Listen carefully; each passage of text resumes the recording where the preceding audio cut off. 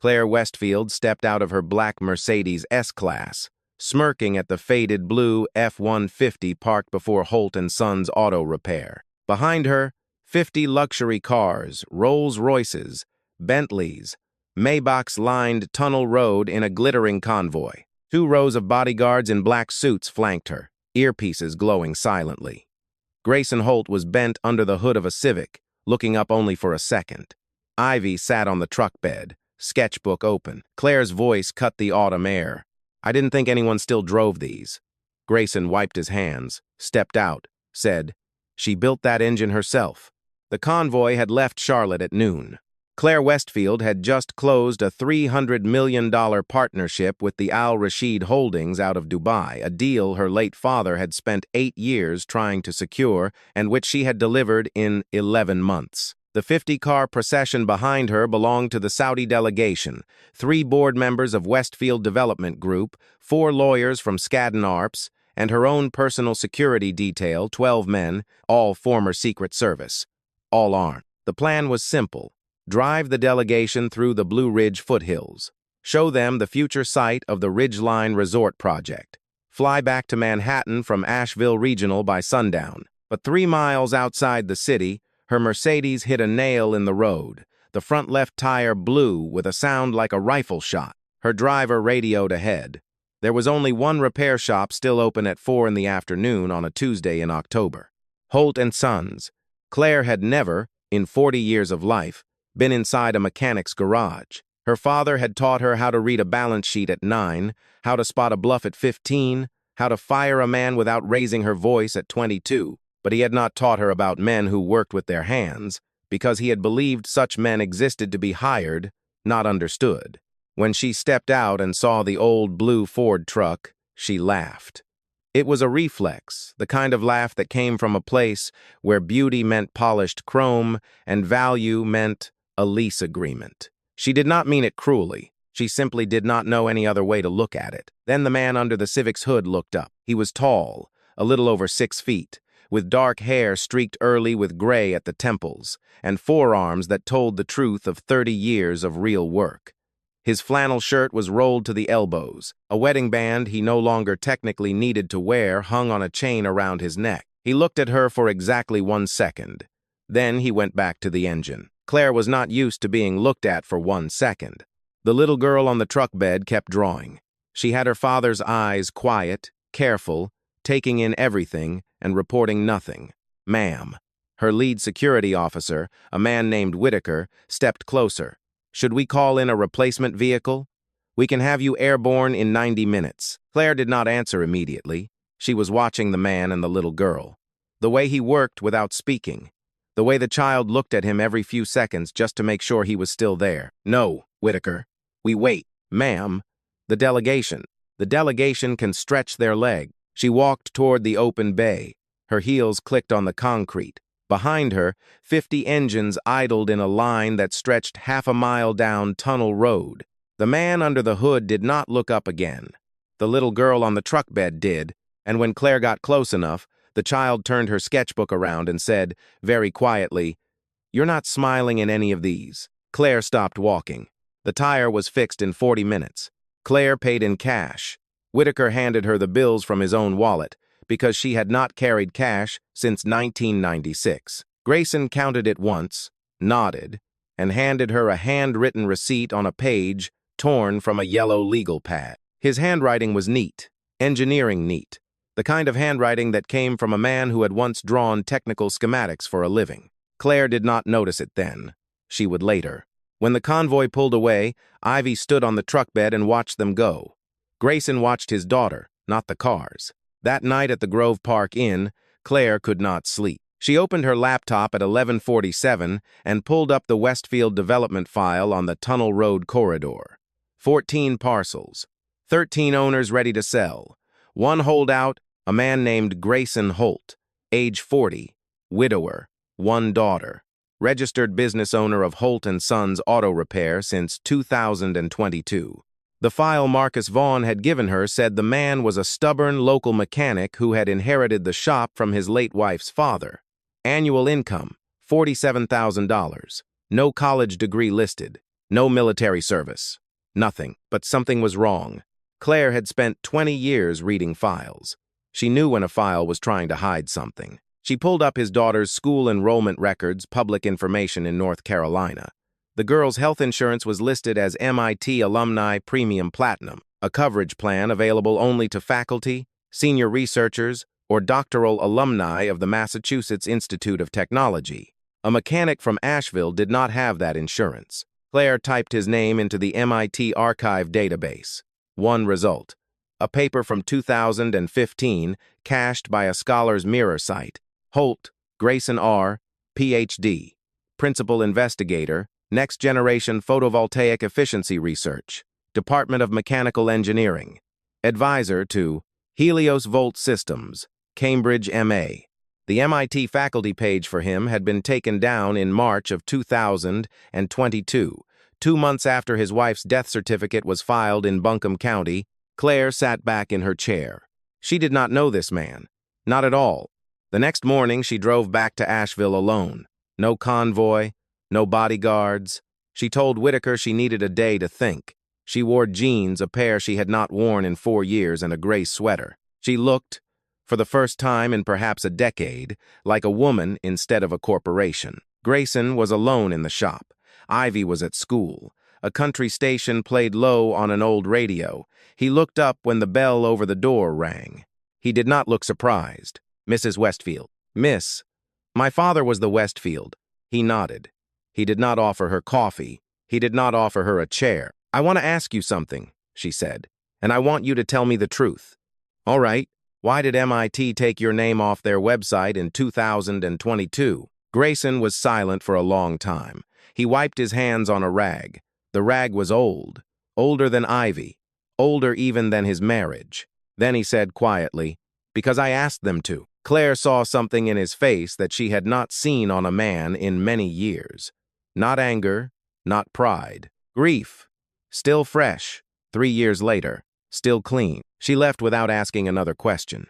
Claire came back on Thursday. She told herself it was business, that she needed to understand the holdout before she could close the corridor deal.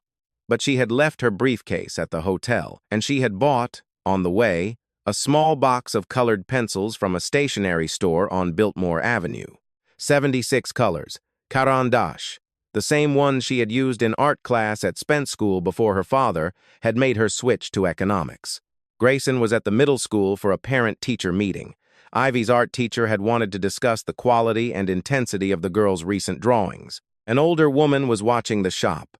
She wore a cardigan the color of dried lavender and reading glasses on a beaded chain. You must be the lady with the convoy, the woman said, without looking up from her crossword. Dorothy Keller? Only the IRS calls me Dorothy. Claire sat down on a wooden stool that had been in that shop since 1978. Pushed a mug of coffee across the counter. It was not good coffee. It was honest coffee. You're the third one this month, sweetheart, said. Different perfume. Same hunger. What makes you think you're going to walk out of here with what the other two couldn't? I'm not sure I want to anymore. Looked at her then, over the rim of her glasses. For a long moment, well, she said finally.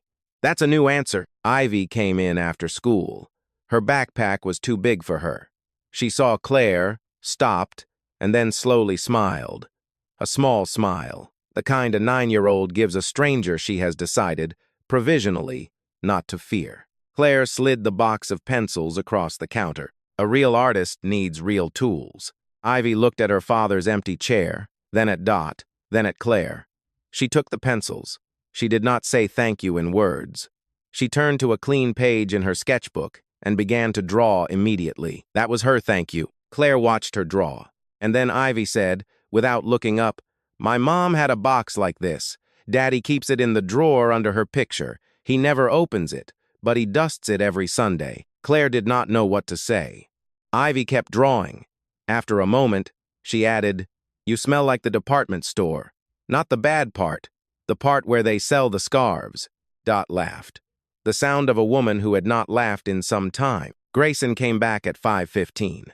He saw Claire sitting on the stool with his daughter, a new box of pencils open between them, and he did not say anything for a moment. His jaw tightened, then relaxed. He walked past her to the coffee pot. You planning on buying the place today, or just visiting? Just visiting. All right. He poured 3 mugs. One for himself, one for Dot, one for Claire. He slid hers across the counter without making eye contact. His hand brushed hers. Barely. Not on purpose. He went back to the truck he was working on. A 1984 Chevy with a bad transmission. He did not speak to her again for the next 2 hours. But he did not ask her to leave. He finished the Chevy at 7 to 10. He wiped the wrench down. He put the tools away one by one. Claire flew back to Manhattan on Friday. The Westfield boardroom, 47th floor of the Seagram building, had been her father's for 31 years. She still sat in his chair. She still felt, sometimes, like she was borrowing it. Marcus Vaughn walked in at 9:02, 2 minutes late, wearing the kind of suit that announced exactly what it had cost. He was 54 years old, silver at the temples, and had worked beside her father for 20 of the 31 years. When Claire's father had died, Marcus had expected the chair.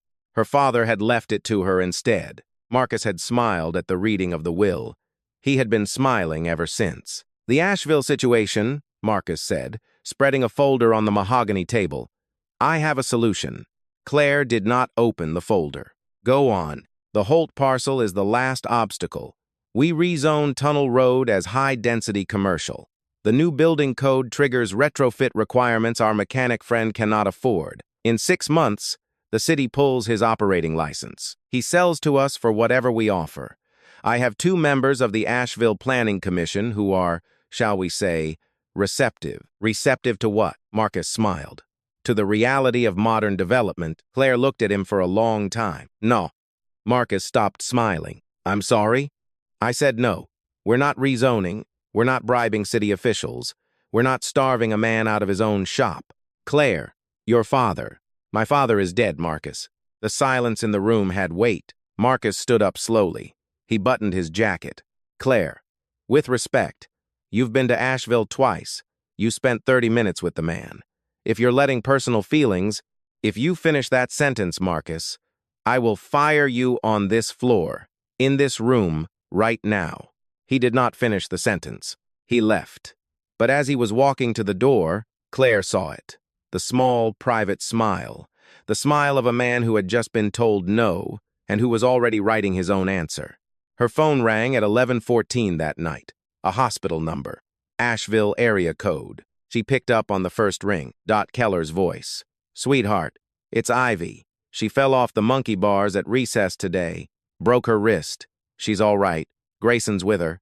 I thought you'd want to know." Claire did not ask how Dot had her number. She did not ask why Dot had called her, of all people. She said, "I'll be there in 6 hours." She was there in 5. She walked into Mission Hospital at 4:47 in the morning, carrying the box of Carandash pencils she had left in Asheville and a small stuffed dog from the hospital gift shop. Ivy was asleep, a pink cast on her left wrist. Grayson sat beside her, his head down, his big hand wrapped around his daughter's small one. He looked up when Claire walked in.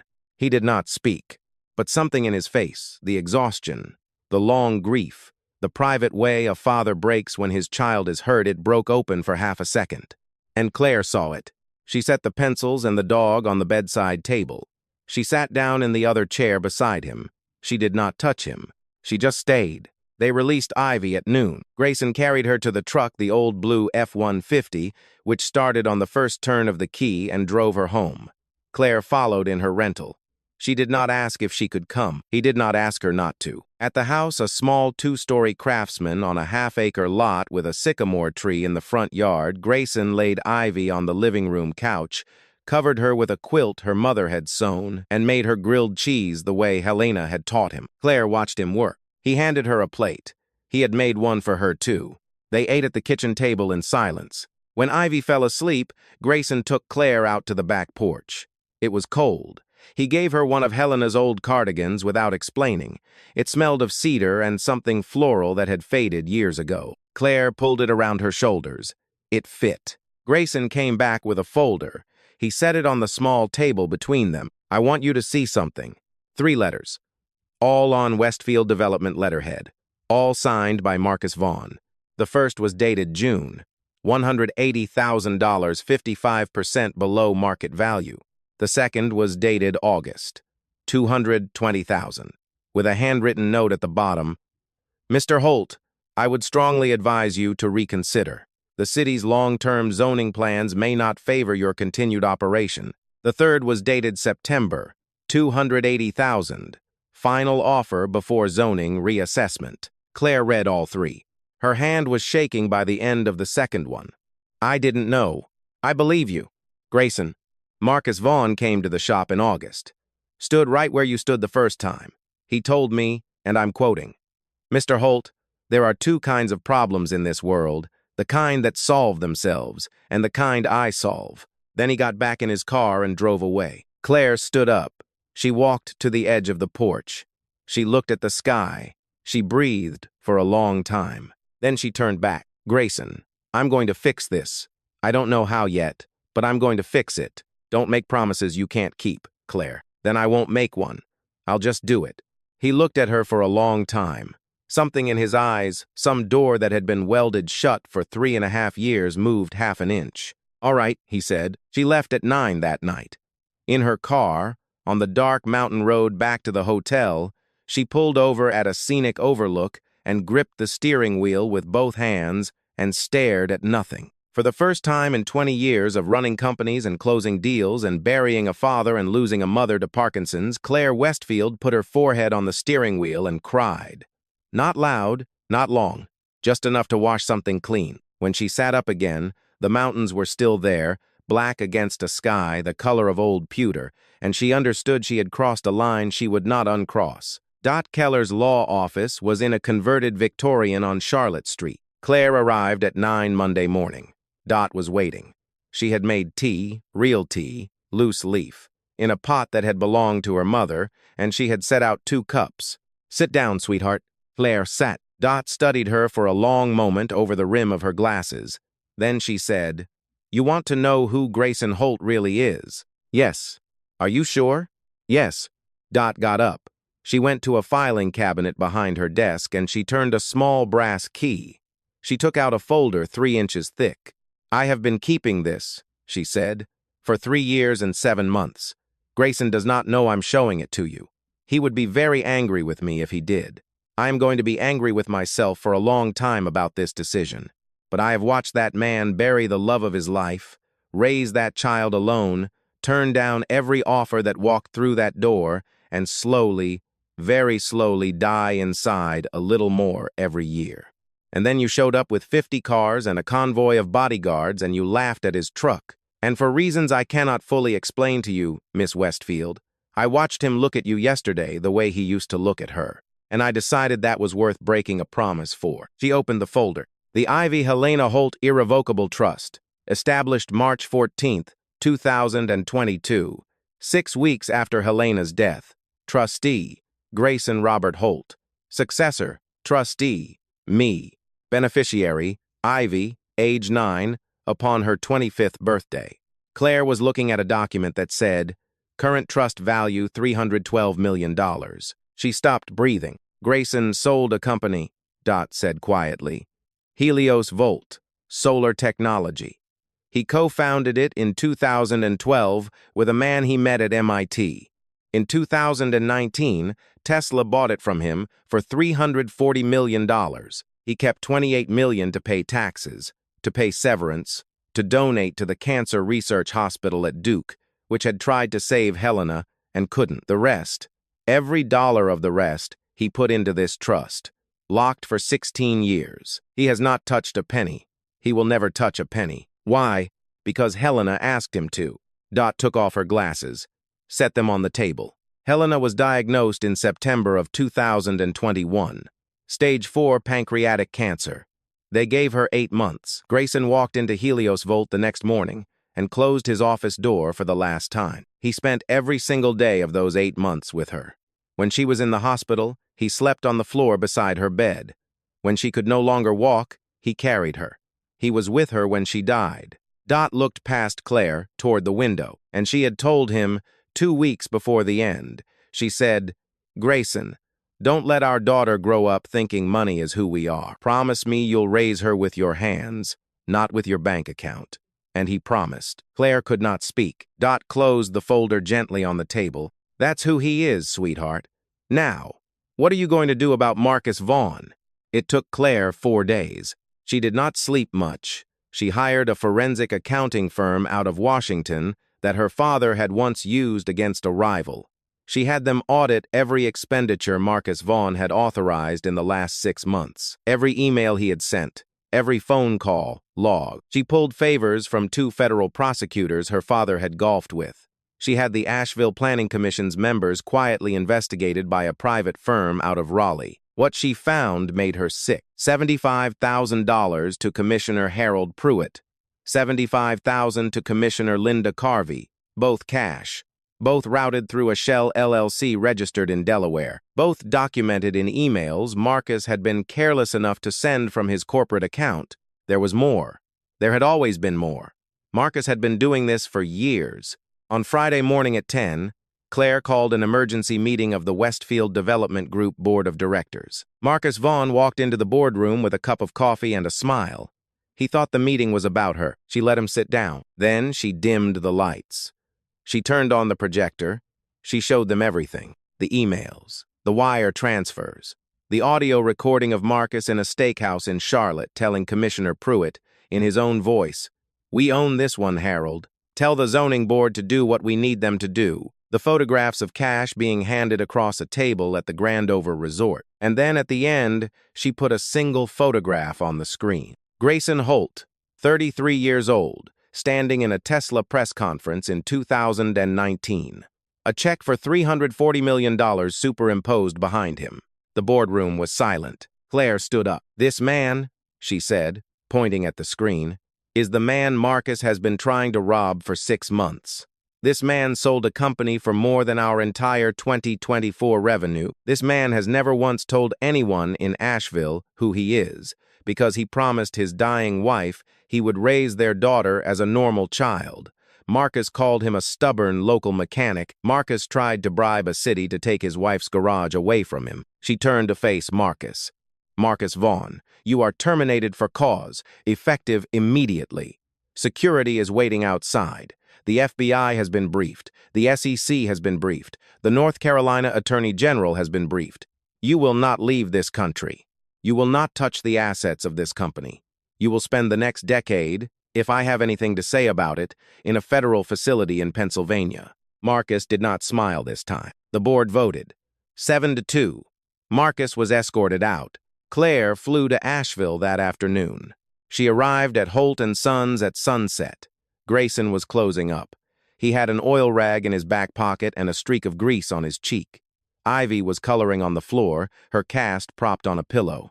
Claire walked in. She did not speak at first. She walked right up to him and she pressed her forehead against his chest and she said, "You didn't deserve any of this." Grayson stood very still. Then, slowly, very slowly, as if he had forgotten how entirely, he raised one hand and put it on the back of her head. He did not say anything. He did not need to. Behind them, on the office floor, Ivy looked up from her coloring book and watched. She did not smile. She did not frown. She just looked at them. And then, quietly, she went back to her picture. 3 weeks after the boardroom, the Westfield Development Group publicly withdrew the Ridgeline Resort project from the Tunnel Road corridor. The company issued a formal apology to the residents who had received predatory offers. Claire sat for a 40-minute interview with the Asheville Citizen-Times, in which she used the phrase, "my company's failure" 6 times. The national business press called it a humiliation. Claire called it a beginning. She started flying to Asheville on Thursday evenings and flying back on Sunday nights. She rented a small house on Sunset Drive, 10 minutes from the shop. She bought groceries at the Ingalls on Marymount Avenue. She learned where the good coffee was. She learned the name of the postmaster. Grayson taught her how to change the oil on her Mercedes. "You're going to keep coming up here," he said one Saturday. Handing her a wrench, "You should know how to take care of this thing yourself." She ruined 2 blouses. She did not care. Ivy started calling her Miss Claire. Not Claire, not Mom. Just Miss Claire, the way a child keeps a door open without opening it all the way. On the 4th Saturday, Claire's mother called from Manhattan. Her mother was 76 years old and had been diagnosed with Parkinson's in 2021. She did not call often. Your father called. Mom. Dad's been dead for 2 years. I know that, Claire. I meant it metaphorically. The board is asking why you're spending so much time in North Carolina. Bergen wants to know if you're well. Claire was standing at the kitchen window of the rented house. Across the yard, through the autumn light, she could see Grayson and Ivy walking up the driveway. Grayson carrying a paper bag of groceries, Ivy holding his free hand. Mom, Claire said, I'm well. I'm better than well. Tell Bergen I said that. Her mother was quiet for a moment. Then she said, Your father was a hard man, Claire.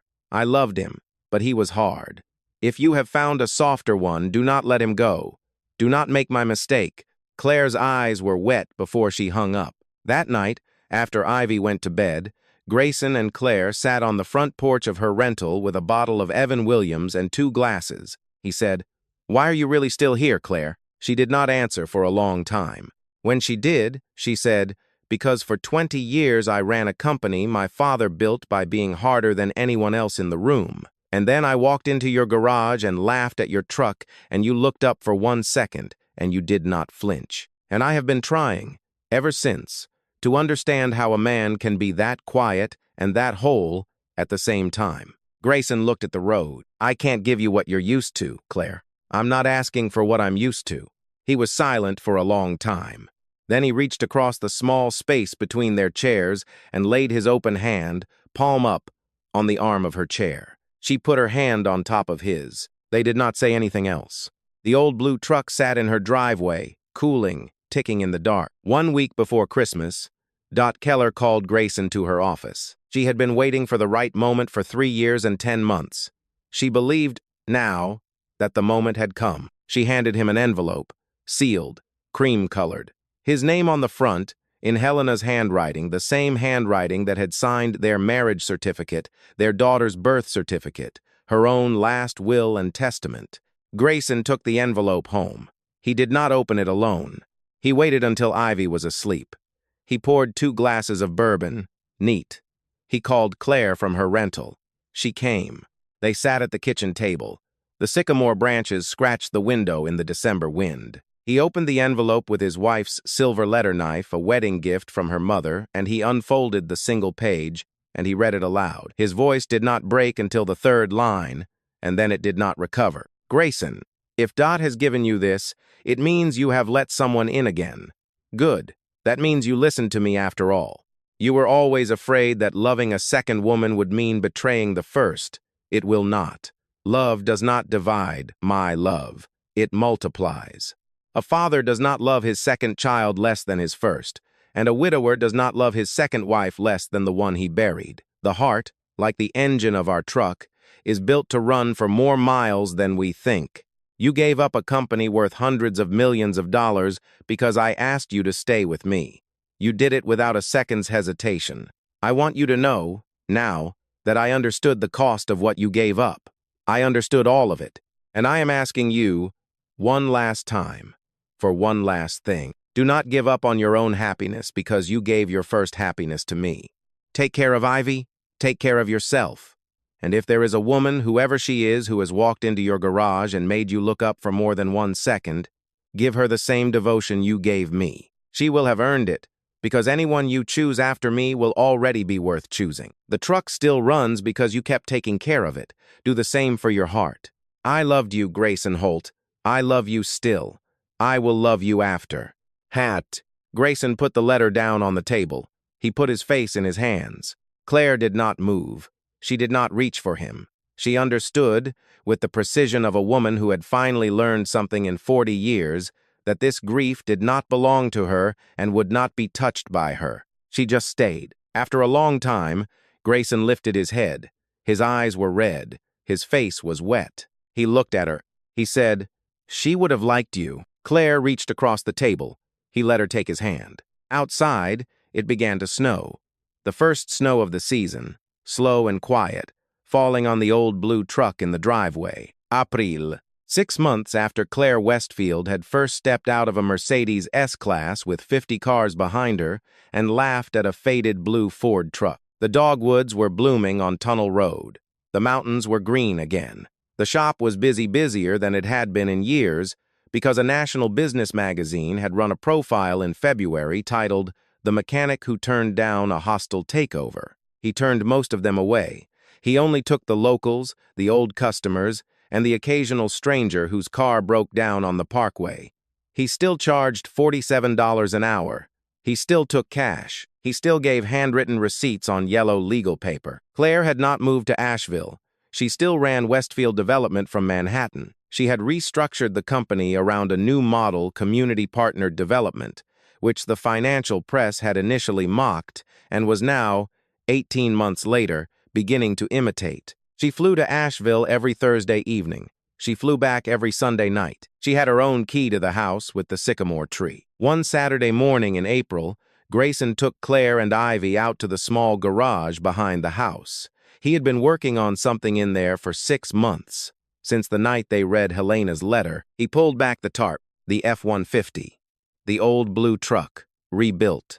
Every part, every belt, every hose, every gasket. He and Ivy had done it together, through the long winter, on the cold nights, at the bench Helena had built with her own hands in 2012, but he had not repainted it. He had kept every scratch, every faded spot, every dent. The mark on the tailgate where Helena had once backed into a mailbox on their second anniversary and laughed about it for a week. He handed the keys to Ivy. "Your mother built it. I kept it running. Your Aunt Claire and I rebuilt it this winter. When you're old enough to drive, it's yours." Ivy, now 10, held the keys in both hands. She did not cry. She nodded once, solemnly her mother's nod, and she climbed into the truck bed and opened her sketchbook. Grayson turned to Claire. He reached into his pocket and took out a second set of keys, a small, plain key on a leather fob that said Holt & Sons Est, 1978. He put it in her palm. "So you can come in when I'm not here." Claire closed her hand around the key. It weighed more than any contract she had ever signed. She put it into her wallet, next to her Black American Express card. The two objects sat there together, the one she had earned from her father's world, the one she had earned from his, and for the first time in her life she understood she was no longer the woman she had been when she stepped out of that Mercedes in October. In the truck bed, Ivy finished her drawing. At the bottom of the page, in careful block letters, she had written, "Mommy's truck remembered us home." The dogwood petals fell. The three of them stood there, under the tree, and none of them said a word. They did not need to.